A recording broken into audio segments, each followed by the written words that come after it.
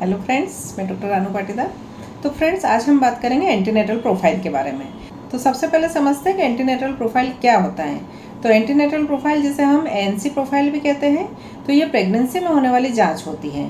तो जब भी आपका प्रेगनेंसी पॉजिटिव आता है और आप अपने डॉक्टर के पास जाते हैं, तो डॉक्टर सबसे पहले आपको एंटीनेटल प्रोफाइल लिखते हैं।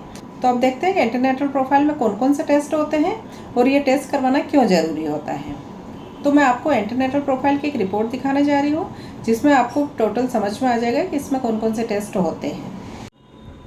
तो फ्रेंड्स, ये है एंटीनेटल प्रोफाइल की रिपोर्ट। तो इसमें हम जो जो टेस्ट लगाते हैं, पहले मैं उसके बारे में बता दूँ। तो इसमें होता है सीबीसी यानी कंप्लीट ब्लड काउंट, जिसमें कि हम हीमोग्लोबिन देखते हैं, टोटल डब्ल्यूबीसी काउंट देखते हैं, इसके अलावा प्लेटलेट काउंट देखते हैं। और इसके बाद जो टेस्ट होता है वो होता है ब्लड ग्रुप, जैसे कि इस पेशेंट में दिखाया गया है कि इसका ब्लड ग्रुप ए पॉजिटिव है।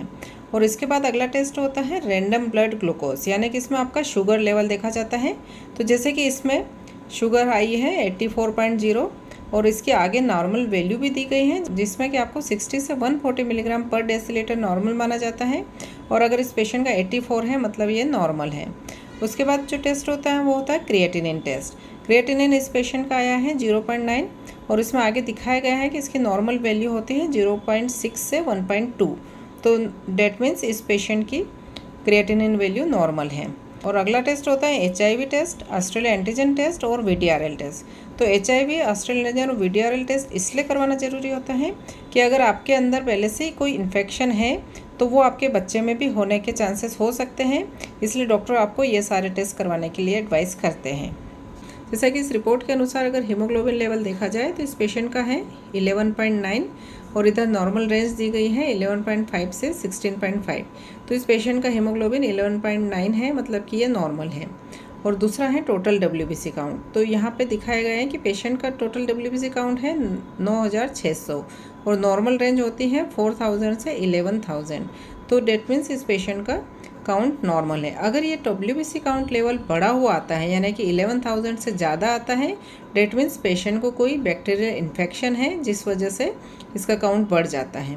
इसके बाद नीचे अलग अलग डिफरेंशियल काउंट दिया गया है, जैसे कि न्यूट्रोफिल काउंट इस पेशेंट में 64 है और नॉर्मल रेंज होती है 42 से 74%। तो 64 मतलब नॉर्मल है। अगर ये पेशेंट का डब्ल्यूबीसी काउंट 11000 से ऊपर आता है तो ऐसे केस में न्यूट्रोफिल काउंट भी बढ़ जाता है। तो न्यूट्रोफिल काउंट इसमें 80, 85 कुछ भी हो सकता है। तो इसका मतलब होता है कि पेशेंट को कोई सीवियर बैक्टीरियल इन्फेक्शन है। उसके बाद लिम्फोसाइट काउंट देखा जाता है। इसके बाद मोनोसाइट, इओसिनोफिल। तो इओसिनोफिल काउंट कब बढ़ता है? जब पेशेंट को कोई एलर्जिक कंडीशन हो, जैसे कि एलर्जिक कफ हो, तो ऐसे केस में इओसिनोफिल काउंट बढ़ जाता है। और फिर अगला टेस्ट होता है प्लेटलेट काउंट। तो प्लेटलेट काउंट जैसा कि इस पेशेंट में दिखाया गया है कि 2.4 है और नॉर्मल रेंज होती है 1.5 से 4.0। तो इस पेशेंट के नॉर्मल है। इसके बाद देखा गया है कि ब्लड ग्रुप। तो ब्लड ग्रुप पेशेंट का ए पॉजिटिव आ रहा है। इसमें अगर पेशेंट का ब्लड ग्रुप निगेटिव आता है तो वो प्रॉब्लमेटिक हो सकता है, क्योंकि अगर मदर का ब्लड ग्रुप निगेटिव है और फादर का पॉजिटिव है तो इसमें मदर का फर्स्ट बेबी तो नॉर्मल हो सकता है, लेकिन जब एंटीबॉडी डेवलप हो जाते हैं तो फिर पेशेंट का सेकंड बेबी में प्रॉब्लम हो सकती है। इसलिए एंटीनेटल प्रोफाइल में ब्लड ग्रुप टेस्ट बहुत ज़रूरी टेस्ट माना जाता है। और अगला टेस्ट होता है जैसे शुगर लेवल। तो अगर पेशेंट का प्रेगनेंसी के दौरान शुगर लेवल बढ़ता है तो उसका आपके बच्चे पे भी बुरा इफेक्ट पड़ सकता है, इसलिए आपको शुगर टेस्ट करवाना ज़रूरी होता है। और अगर पेशेंट को प्रेगनेंसी के दौरान शुगर लेवल बढ़ा हुआ आता है तो इसे हम गेस्टेशनल डायबिटीज़ कहते हैं। इसके बारे में मैं पहले भी एक वीडियो बना चुकी हूँ, आप मेरे डिस्क्रिप्शन में जाके देख सकते हैं। तो फ्रेंड्स, आई होप आपको एंटीनेटल प्रोफाइल यानी एनसी प्रोफाइल के बारे में समझ में आ गया होगा। तो फ्रेंड्स, जब भी अगर आपको प्रेगनेंसी पॉजिटिव आती है और आपके डॉक्टर आपको एनसी प्रोफाइल लिखे तो आपको ये टेस्ट ज़रूर करवाना है, क्योंकि एंटीनेटल प्रोफाइल में अगर कोई भी एबनॉर्मलिटी आती है तो इसका सीधा इफेक्ट आपके बच्चे पे पड़ सकता है, इसलिए आपको ये टेस्ट करवाना बहुत ज़रूरी माना जाता है।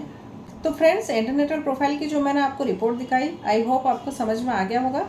इसके अलावा एक और बहुत ज़रूरी टेस्ट होता है जिसको कि आजकल एंटीनेटल प्रोफाइल में बहुत ज़रूरी माना जाता है, और वो होता है TSH यानी थायराइड स्टिमुलेटिंग हार्मोन। तो आजकल एंटीनेटल प्रोफाइल में TSH को भी बहुत इंपॉर्टेंट माना गया है, क्योंकि अगर आपको कुछ थायराइड की प्रॉब्लम होती है तो इसका भी सीधा इफेक्ट आपके प्रेगनेंसी पे और बच्चे पे पड़ सकता है, इसलिए आपको TSH टेस्ट भी जरूर करवाना है। इसके अलावा एंटीनेटल प्रोफाइल में यूरिन टेस्ट भी करवाया जाता है। तो यूरिन में कोई इन्फेक्शन हो तो वो इस टेस्ट के जरिए पता चल जाता है। तो फ्रेंड्स आई होप आपको एंटीनेटल प्रोफाइल के बारे में समझ में आया होगा। तो आप मेरे इस चैनल को सब्सक्राइब जरूर करें और इसे आप अपने फ्रेंड्स को भी शेयर करें ताकि उन्हें भी इसके बारे में जानकारी मिल सके। तो फ्रेंड्स आगे मैं और भी ऐसे कुछ नॉलेज वाले वीडियो लेके आती रहूँगी। तो अगर आपने मेरे इस चैनल को अभी तक सब्सक्राइब नहीं किया है तो आप इसे सब्सक्राइब जरूर करें। Thank you friends, have a nice day, take care.